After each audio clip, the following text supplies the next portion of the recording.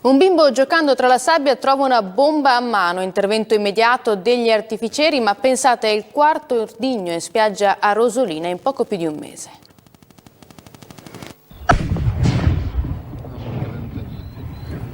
Pericolo scampato anche stavolta con l'ordigno bellico rinvenuto in spiaggia fatto brillare dagli artificieri.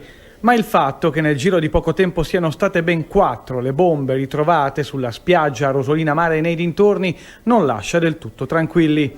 Anche perché, come già accaduto in passato, in questo caso a trovare la bomba è stato un bambino che l'ha raccolta dal bagnasciuga e giocandoci come nulla fosse l'ha portata al papà. Il papà aveva il dubbio che fosse qualcosa appunto di bellico, l'ha portata al bagnino e da lì è partito poi l'allarme, la denuncia, i carabinieri sono venuti a fare il sopralluogo e ieri sono venuti gli artificieri. Artificieri che hanno preso in carico il reperto bellico, ridotto di dimensioni e datato, ma comunque potenzialmente pericoloso in caso di innesco. L'hanno portato sulle rive dell'Adige e qui l'hanno fatto brillare. Un misto tra paura e curiosità tra i bagnanti. Il municipio invece si va oltre. La presenza di ordigni bellici preoccupa, resta da capire se si può fare qualcosa o se, per quanto ravvicinati nel tempo, gli episodi segnalati siano uniti da pura casualità.